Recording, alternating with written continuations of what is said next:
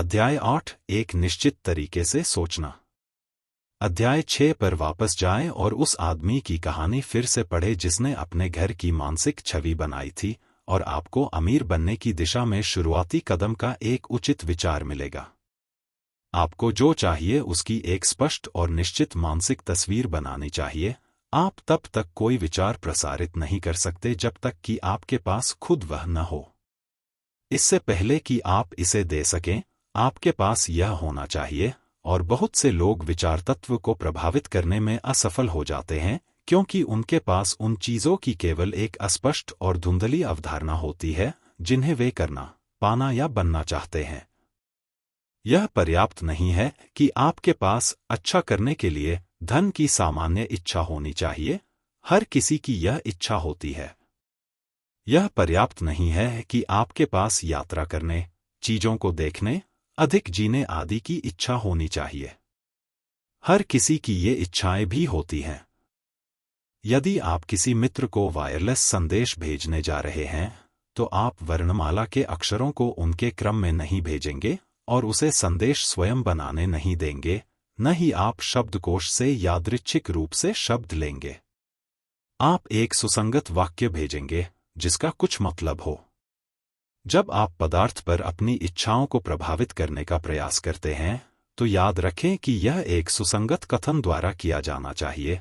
आपको पता होना चाहिए कि आप क्या चाहते हैं और निश्चित होना चाहिए। आप कभी भी अमीर नहीं बन सकते हैं या रचनात्मक शक्ति को क्रियान्वित नहीं कर सकते हैं बिना किसी पूर्व निर्धारित लालसा और अस्पष्ट इच्छाओं को भेजकर।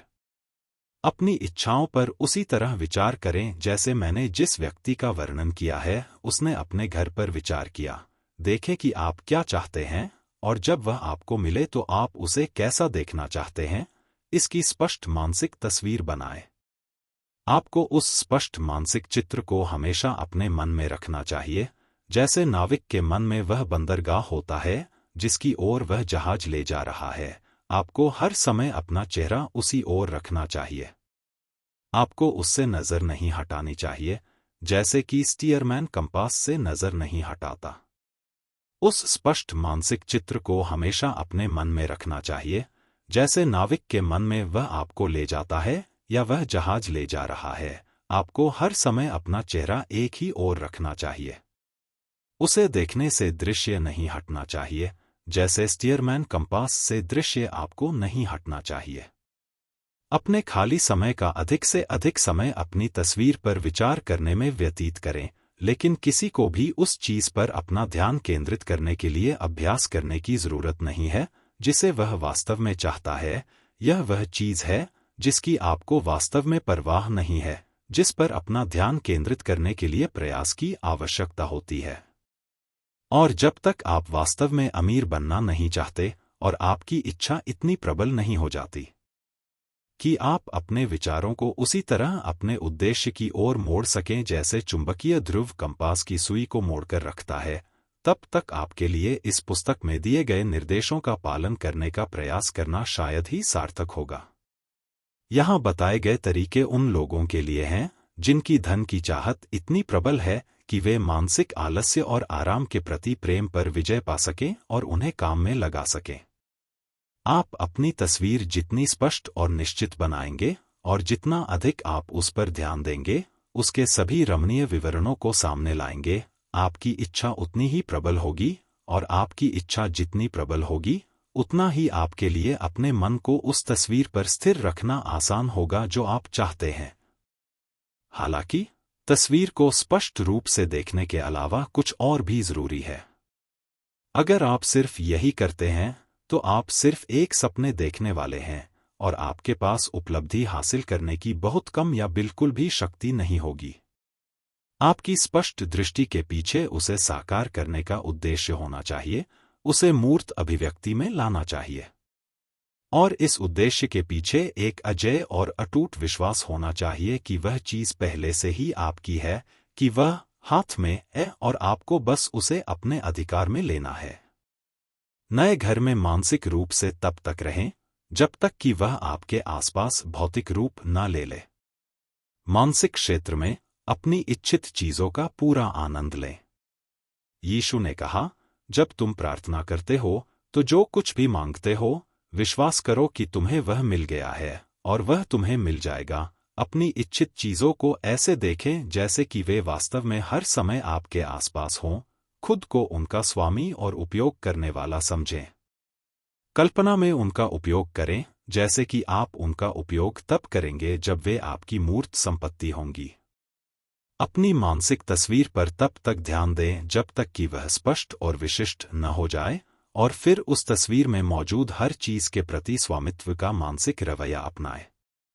इसे अपने मन में इस पूर्ण विश्वास के साथ अपने अधिकार में ले ले कि यह वास्तव में आपका है। इस मानसिक स्वामित्व को बनाए रखें, इस विश्वास में एक पल के लिए भी न डगमगाए कि यह वास्तविक है। और याद रखें कि कृतज्ञता के बारे में आगे के अध्याय में क्या कहा गया था। इसके लिए हर समय उतना ही आभारी रहें जितना आप उम्मीद करते हैं कि जब यह साकार हो जाएगा।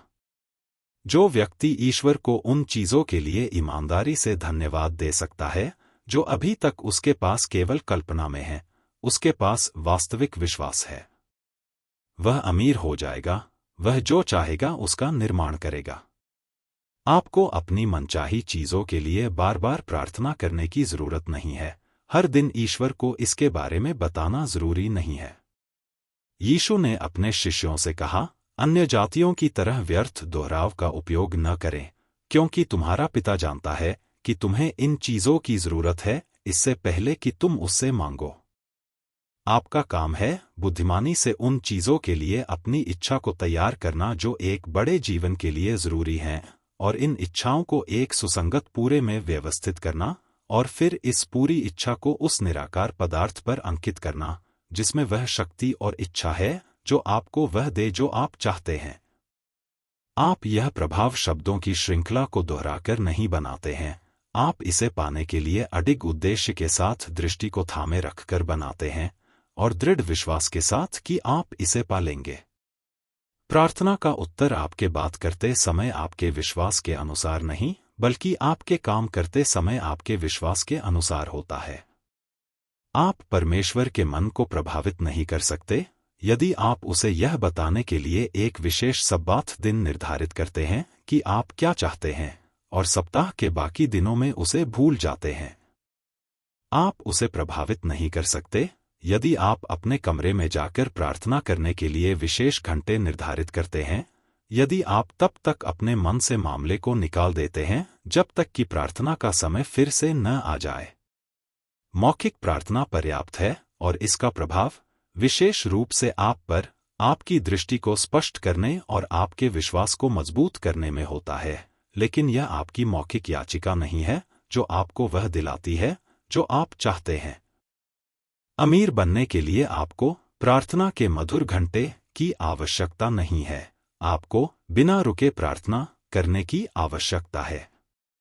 और प्रार्थना से मेरा मतलब है कि अपनी दृष्टि को स्थिर रखना, इस उद्देश्य से कि इसे ठोस रूप में बनाया जाए, और विश्वास करें कि आप ऐसा कर रहे हैं।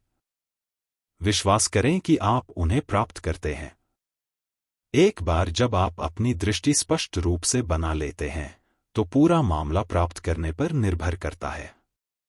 जब आप इसे बना लेते हैं, तो मौखिक बयान देना अच्छा होता है, जिसमें आप सर्वोच्च को श्रद्धापूर्वक प्रार्थना करते हैं, और उस क्षण से आपको मन में जो आप मांगते हैं उसे प्राप्त करना चाहिए। नए घर में रहें, बढ़िया कपड़े पहनें, कार में सवारी करें, यात्रा पर जाएं, और आत्मविश्वास के साथ बड़ी यात्राओं की योजना बनाएं। वास्तविक वर्तमान स्वामित्व के संदर्भ में आपने जो कुछ भी मांगा है उसके बारे में सोचें और बोलें। एक वातावरण और एक वित्तीय स्थिति की कल्पना करें जैसा कि आप चाहते हैं, और हर समय उस काल्पनिक वातावरण और वित्तीय स्थिति में रहें। हालांकि ध्यान रखें कि आप इसे केवल सपने देखने वाले और महल बनाने वाले के रूप में नहीं करते हैं। इस विश्वास को बनाए रखें कि कल्पना साकार हो रही है, और इसे साकार करने के उद्देश्य पर। याद रखें कि यह कल्पना के उपयोग में विश्वास और उद्देश्य है जो वैज्ञानिक और सपने देखने वाले के बीच अंतर करता है। और इस तथ्य को जानने के बाद, यहीं आपको इच्छा शक्ति का उचित उपयोग सीखना चाहिए।